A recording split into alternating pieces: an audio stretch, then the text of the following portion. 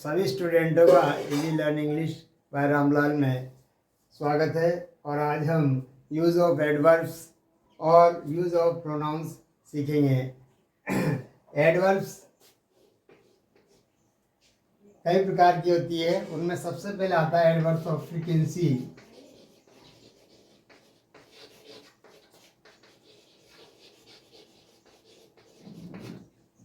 ऐसी एडवर्ब्स किसे कहते हैं? पहले से जो क्रिया की अर्थात वर्ब की जो विशेषता बताए उसे हम एडवर्ब्स कहते हैं। अब एडवर्ब्स बहुत सारी प्रकार की होती है, उसमें हम सबसे पहले पढ़ रहे हैं एडवर्ब्स ऑफ फ्रीक्वेंसी। फ्रीक्वेंसी का मतलब बार बार बोले जाने वाले शब्द को फ्रीक्वेंसी कहते हैं। अब ऐसे कौन से शब्द हैं जो बार बार बोले जाते हैं? तो ऑलवेज, जिसका अर्थ होता है सदैव, सेल्डम, कभी कभी,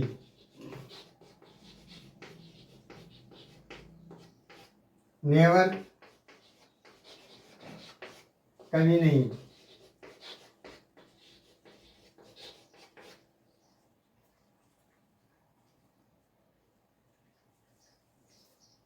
यूजुअली,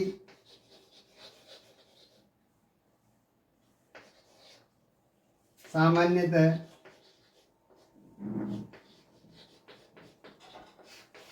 जनरली,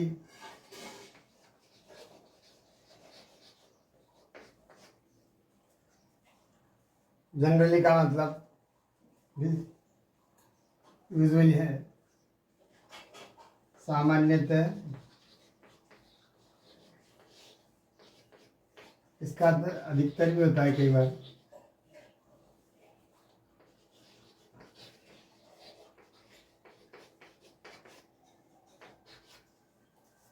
तो ये ऐसे शब्द हैं जिनको प्रयोग एडवर्ब्स ऑफ फ्रीक्वेंसी में किया जाता है, जो कोई कार्य को बार बार होना प्रकट करते हैं, इसीलिए इसका नाम रखा है adverbs of frequency. Adverbs of frequency के अंदर हम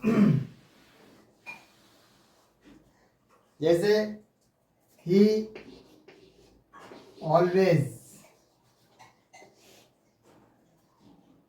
स्पीक ट्रुथ,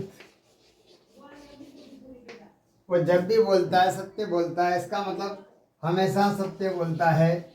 और इसका फॉर्मूला है एडवर्ब्स ऑफ फ्रीक्वेंसी का कि ये मेन वर्ब या हेल्पिंग मेन वर्ब के पहले आएगी, ये मेन वर्ब के पहले आएगी, अगर हेल्पिंग वर्ब तो उसके बाद आएगी।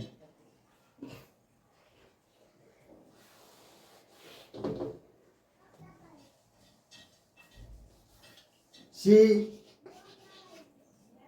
नेवर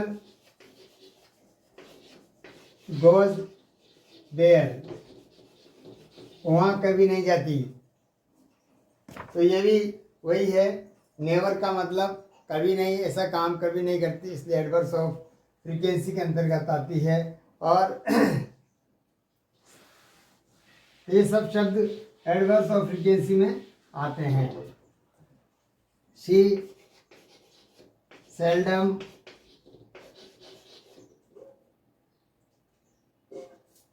ईट,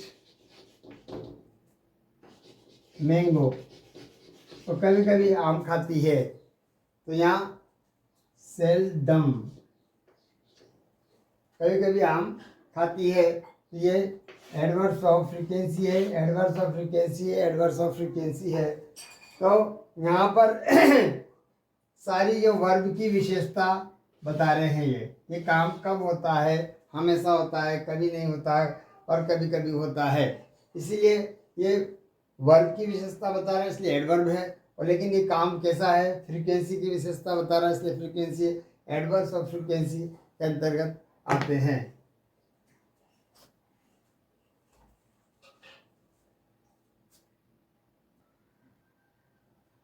उसके बाद भी हमारे पास प्रोनाउन एडवर्ब्स ऑफ फ्रीक्वेंसी में शब्द आते हैं ऑफन, ट्वाइस, वंस। इनका प्रयोग भी वर्ब से पहले होता है, जैसे आई ऑफन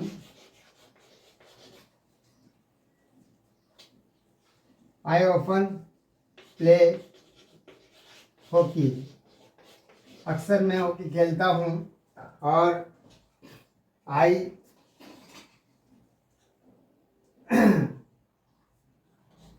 टेक मेडिसिन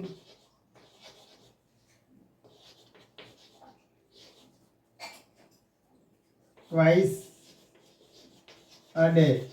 मैं अब यहाँ पर यह वर्ब के पहले नहीं आया, दिन में 2 बार लेता हूँ, ये डायरेक्ट ऑब्जेक्ट के बाद आया है, तो थोड़ा सा ध्यान रखना पड़ेगा। और बाकी जो ऑफन है, वन, ऑलवेज है, सेल्डम है, यूजुअली, जनरली, ये सब एडवर्ब मेन वर्ब के पहले आते हैं।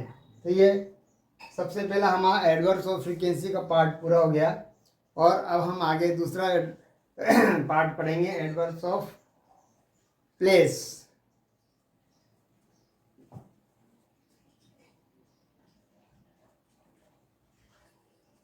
अब हम एडवर्ब्स ऑफ प्लेस पढ़ रहे हैं। इनको पढ़ने से पता लग रहा है कि ये प्लेस अर्थात स्थान की जानकारी दे रहे हैं, लेकिन इनका यूज़ वर्ब के पहले नहीं करके डायरेक्ट ऑब्जेक्ट के बाद किया जाता है या वाक्य के अंत में किया जाता है। जैसे ही केम हियर, वो यहाँ आया। यदि डायरेक्ट ऑब्जेक्ट होता तो उसके बाद किया जाता शी सिट डाउन, वो नीचे बैठ गई। तो ये भी डायरेक्ट ऑब्जेक्ट नहीं है, यहाँ पर डायरेक्ट वर्ब के बाद प्रयोग किया जा रहा है। और I reach there, I reach there, मैं वहाँ पहुँचा। In the morning, in the evening, तो ये भी डायरेक्ट ऑब्जेक्ट या वर्ब वाक्य के अंत में, तो यहाँ डायरेक्ट ऑब्जेक्ट नहीं है, इसलिए वाक्य के अंत में कहा जाएगा कि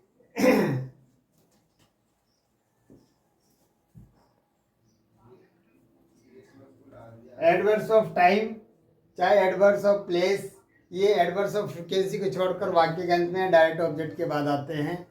तो यहाँ पर ago, before, soon, today, tomorrow, then, late, ये सब subject help verb plus object अथर वाक्य के अंत में बोलो या डायरेक्ट ऑब्जेक्ट के बाद आते हैं।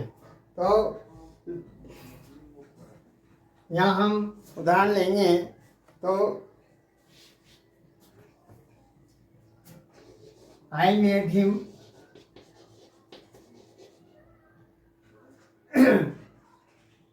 2 months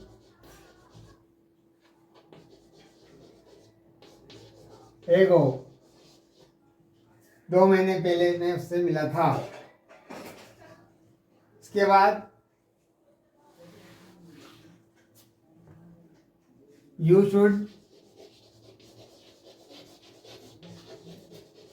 कम सून हियर, ये दोनों एडवर्ब है, स्थानवाचक क्रिया विशेषण है। और ये adverbs of place, adverbs of time. तो कम हियर सून, तुम्हें यहाँ जल्दी आ जाना चाहिए, तो ये एडवर्ब्स ऑफ टाइम है, ये एडवर्ब्स ऑफ प्लेस है, टाइम, प्लेस। इस प्रकार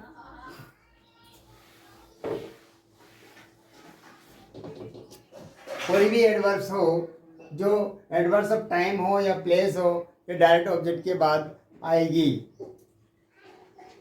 आगे आएगी एडवर्ब्स ऑफ मैनर्स, मैनर्स जिसका अर्थ होता है कार्य करने का तरीका, तरीका बताने वाली। एडवर्ब्स ऑफ मैनर्स में स्लो या slowly, fast, fastly,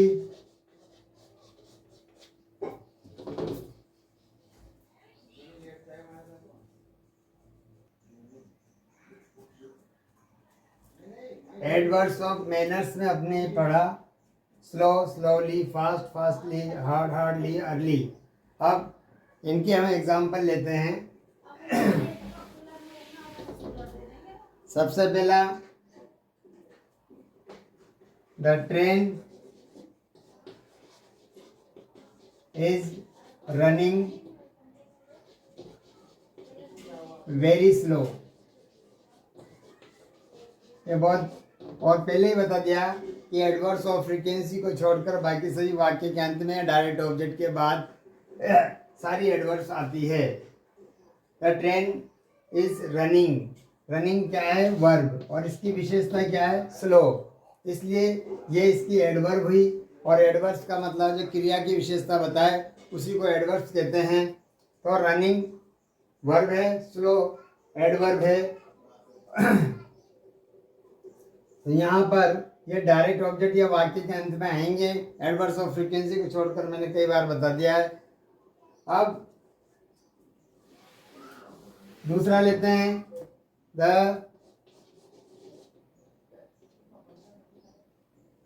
hair ran very fast, वो बहुत तेज दौड़ा। खरगोश बहुत तेज दौड़ा। यहाँ दौड़ना और फास्ट, दौड़ना वर्ब है, फास्ट उसकी विशेषता है, वर्ब की विशेषता है, इसलिए एडवर्ब कहलाएगी। आगे आता है he works very hard, he works very hard,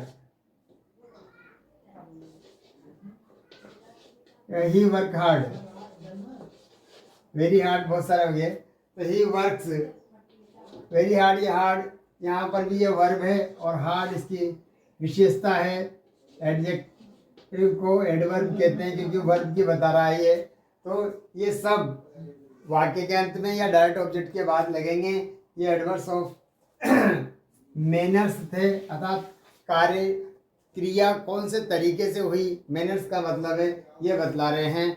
तो adverbs of manners, adverbs of place, adverbs of frequency हमने सीख ली।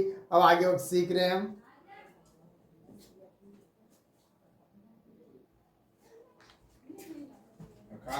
Use of pronouns.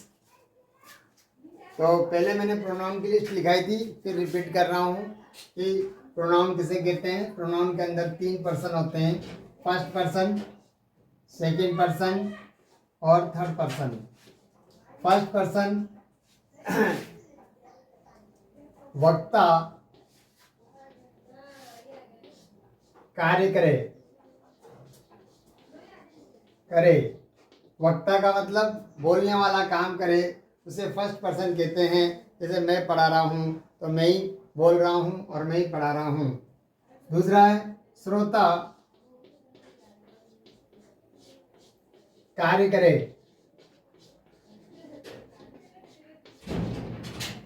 सुनने वाला, आप लोग पढ़ रहे हो तो मैं बोल रहा हूँ लेकिन आप सुन रहे हो और सुनने वाला कार्य कर रहा है, तो सेकंड पर्सन हो गया। थर्ड पर्सन वक्ता और श्रोता ये दोनों कार्य नहीं करे, कोई अन्य व्यक्ति कार्य करे, अन्य कार्य करे तो वो थर्ड पर्सन होगा। तो फिर दोबारा समझ लीजिए, यदि बोलने वाला काम करे तो फर्स्ट पर्सन, सुनने वाला काम करे सेकंड पर्सन, और दोनों ही बोलने वाला और सुनने वाला काम नहीं करे तो थर्ड पर्सन होंगे। अब इसकी हम एक लिस्ट लिखेंगे।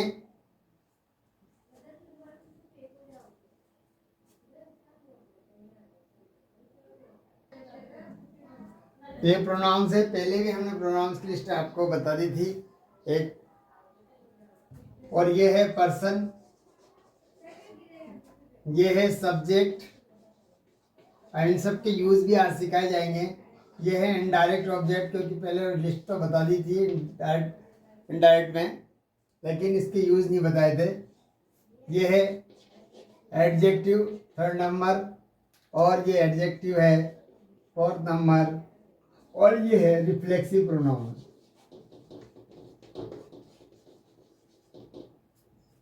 तो इसको हमें याद कैसे करना है? फर्स्ट पर्सन, उसमें एक वचन singular, I, me, my, mine, my self.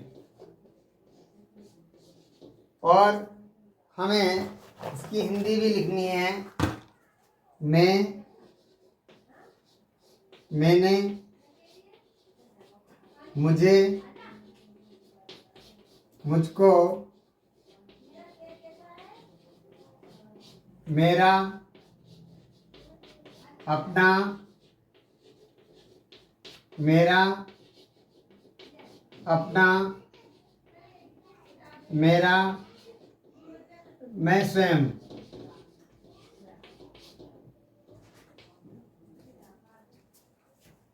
इसके बाद इसका बहुवचन है plural, we, us, our, ours, ourselves. हाँ, एक एक करके सबके यूज सीखना है हमें, पर पहले लिस्ट याद करेंगे। We, us, our, ours, ourselves. हम या हमने, हमें, हमको, हमारा, अपना, हमारा, अपना, हम स्वयं। ये फर्स्ट पर्सन की कंप्लीट होगी। और अब चलेगी सेकंड पर्सन। इसमें एक वचन और बहुवचन लगभग एक जैसे हैं, केवल एक बदलेगा। You, you, your, your, yourself, तुम, तुमने, तुम्हें, तुमको, तुम्हारा, अपना,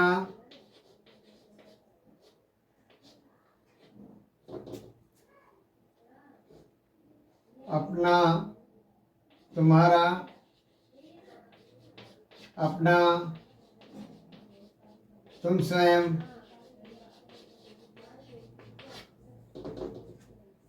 अब हम इसको बार बार नहीं लिखेंगे क्योंकि ये सेम है,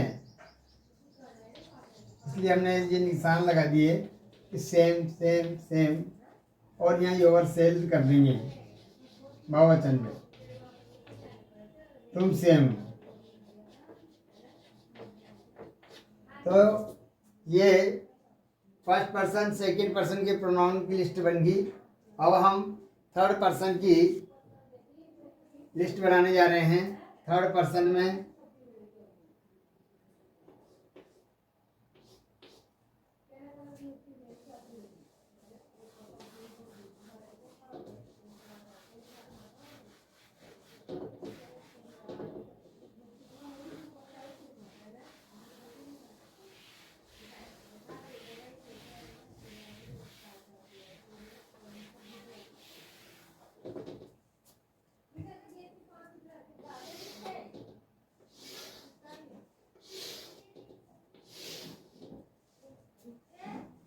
थर्ड पर्सन एक वचन और थर्ड पर्सन बहुवचन। अब ध्यान रखना है कि ही माने होता है वह या उसने। हिम उसे या उसको, हिज उसका, अपना, हिज उसका, अपना himself।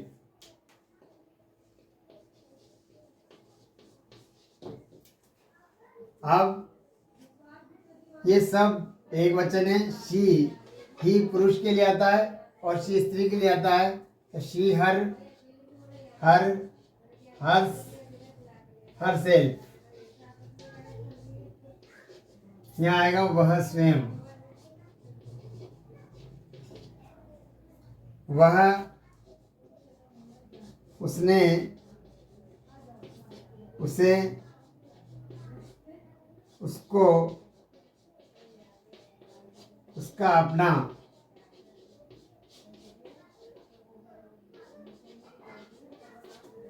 उसका अपना, वह स्वयं, इट,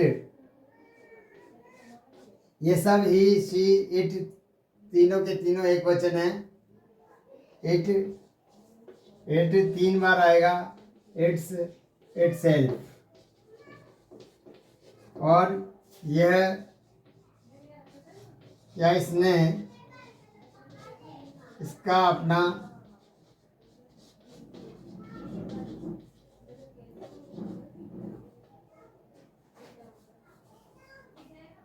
इसे,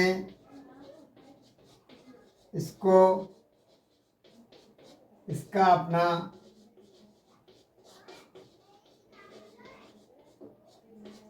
इसका अपना, यह स्वयं। और ही, शी, इट, ये तीनों के तीनों एक वचन हैं। एक वचन है। और इन ही का बहुवचन भी दे है, शी का बहुवचन भी दे है। तो ही पुरुष के लिए आता है। लड़के लड़के मिलके राम और श्याम तो दे के लाएगा। सीता गीता तो वो भी दे के लाएगी। और कोई निर्जीव वस्तु है वो भी दे के लाएगी। तो ही का बहुवचन भी दे, शी का बहुवचन भी दे, इट का बहुवचन भी दे। दे, देम, देयर, देयर्स, themselves।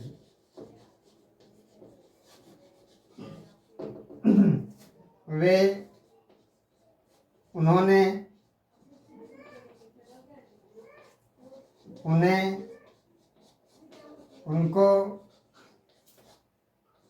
उनका, अपना,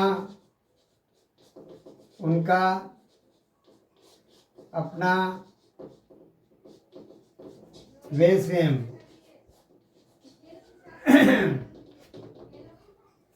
तो ये बहुवचन है थर्ड पर्सन का। अब बहुत से प्रोनाउन का अर्थ नहीं जानते, तो संज्ञा के स्थान पर जो शब्द काम लिए जाते हैं उनको प्रोनाउन या हिंदी में सर्वनाम कहते हैं। जैसे राम, राम के स्थान पर हम ही काम ले सकते हैं। और सीता, उसके स्थान पर शी काम ले सकते हैं। इसी प्रकार कोई वस्तु है, उसके स्थान पर मैंगो वगैरह हम इट काम ले सकते हैं। तो जो संज्ञा के स्थान पर शब्द प्रयोग किए जाते हैं उन्हीं को प्रोनाउन कहते हैं। तो ये हमारी complete first person, second person, third person की लिस्ट हो गई। अब इसके एक एक यूज सीखेंगे हम। सब्जेक्ट का यूज, इनडायरेक्ट ऑब्जेक्ट का use, adjective third number, adjective fourth number और रिफ्लेक्सिव प्रोनाउन। इन सब के हम सबके एक एक यूज सीखेंगे। और कैसे इसका यूज होता है, कौन सा फॉर्मूला लगता है, ये सब अभी सीखेंगे।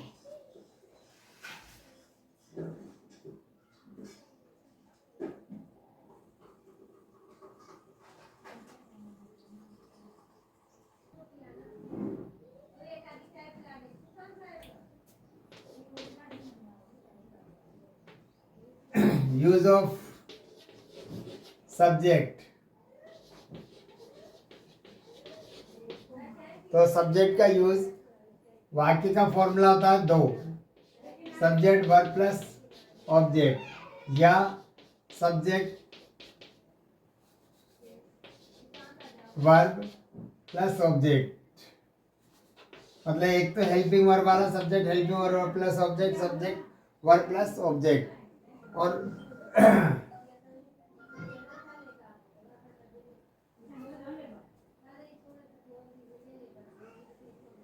इसके तो हमें सब्जेक्ट का यूज क्या करना है, हेल्पिंग वर्ब के पहले या वर्ब के पहले अगर सिंपल सेंटेंस है तो, और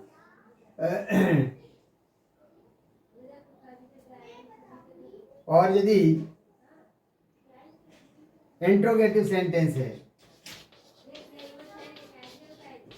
इंट्रोगेटिव सेंटेंस है तो हमें सब्जेक्ट का यूज हेल्पिंग वर्ब के बाद करना है। जैसे शी इज प्लेइंग हॉकी। अब यहाँ पर उसने ऑप्शन में दे दिया शी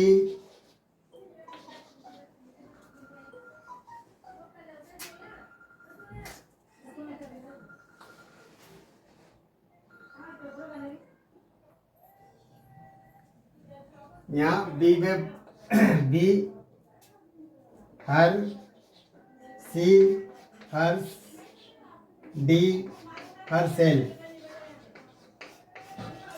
अब हमें देखना है कि हेल्पिंग वर्ब के पहले यहाँ पर ब्लैंक है, इसका मतलब ये हेल्पिंग वर्ब के पहले ब्लैंक है तो ये फॉर्मूले का वाक्य बना हुआ है और उसके पहले सब्जेक्ट आएगा और इनमें सब में से सब्जेक्ट कौन सा है, तो इसमें से शी सब्जेक्ट है अर्थात ए राइट है। ये समझ आ गया होगा।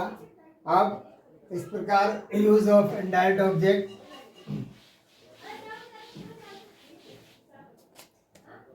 इनडायरेक्ट ऑब्जेक्ट,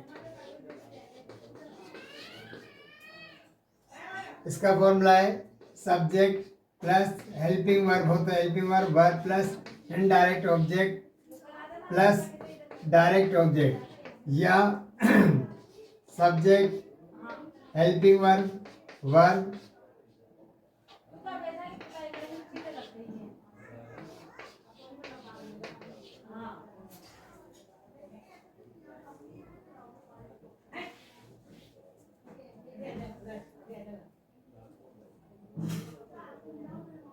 इनडायरेक्ट ऑब्जेक्ट, इसके बाद आएगा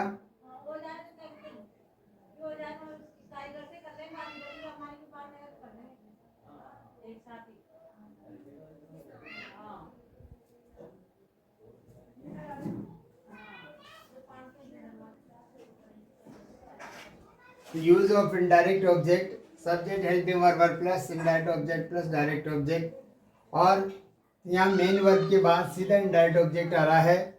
और यदि कोई प्रपोजिशन आ जाती है तो पहले डायरेक्ट ऑब्जेक्ट आ जाती है तो फिर प्रपोजिशन के बाद, प्रपोजिशन लगाने के बाद इनडायरेक्ट ऑब्जेक्ट का यूज किया जाता है। तो हम दोनों तरीके से देखेंगे। जैसे आई गिव माई पेन, तो यहाँ पर आ गया इनडायरेक्ट ऑब्जेक्ट हिम, हिज, ही, हिमसेल्फ।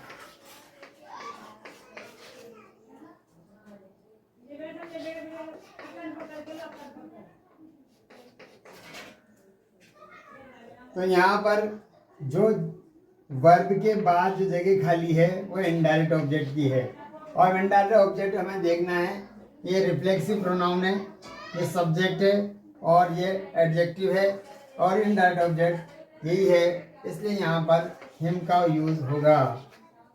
तो ये था। अब यदि ये यहाँ जगह नहीं खाली होकर यहाँ आ जाएगी तो यहाँ टू हिम होगा। तो ये था यूज ऑफ इनडायरेक्ट ऑब्जेक्ट। इसके बाद अब चलेगा use of adjective third number.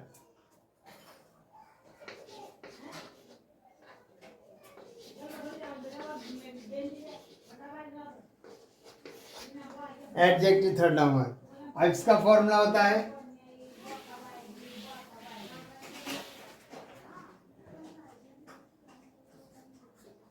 ये एडजेक्टिव थर्ड नंबर हमेशा नाउन के पहले लगता है। जैसे कोई भी बाइसिकल, ब्रदर, सिस्टर, कार, तो ये सब नाउन है। और नाउन के पहले थर्ड नंबर का प्रयोग होता है, जैसे माय, हिज, हर, देयर। ये जितने भी थर्ड नंबर हैं उनका प्रयोग नाउन के पहले होता है। और use of adjective fourth number भी आएगा तो उसमें इन नाउन के बाद लास्ट में प्रयोग होगा। तो ये समझ आया हुआ, पूरा वाक्य लिखने की कोई आवश्यकता नहीं है। कोई भी नाउन है उसके पहले इनका यूज होगा। अब हम सीखते हैं last use of adjective fourth number. Adjective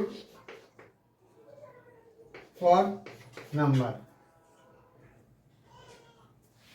देखो जब थर्ड नंबर और फोर्थ नंबर दोनों का अर्थ एक ही है, जैसे माय माने मेरा, माइन माने भी मेरा, हिज माने उसका, और हिज फोर्थ नंबर में भी है उसका। लेकिन फोर्थ का प्रयोग कब करें और थर्ड का प्रयोग कब करें? थर्ड का तो मैंने अभी बता ही दिया कि नाउन के पहले।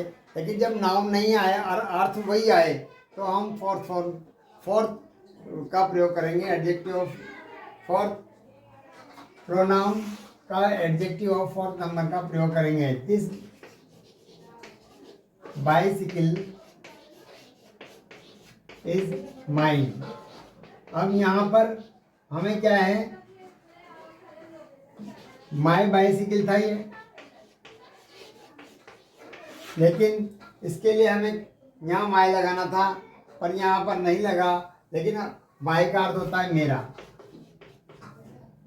अपना, अपनी। लेकिन यहाँ पर वाक्य अलग तरह से आया है कि bicycle, this bicycle is mine. यहाँ पर नाउन के पहले ऑलरेडी जगह खाली भी नहीं है, इसलिए हम माई का प्रयोग नहीं कर सकते। लेकिन अर्थ वही निकालना है, अर्थ वही निकालेंगे तो माई के स्थान पर माइन का प्रयोग करेंगे।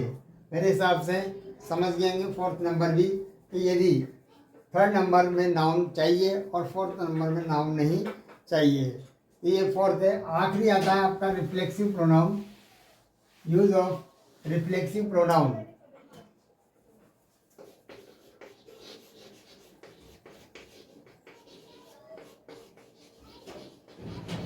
जब सब्जेक्ट अपने लिए कुछ बोले तब इसका प्रयोग करते हैं, खुद का या स्वयं का जब इसका प्रयोग करते हैं तब इसका यूज किया जाता है। जैसे आई, माई सेल्फ,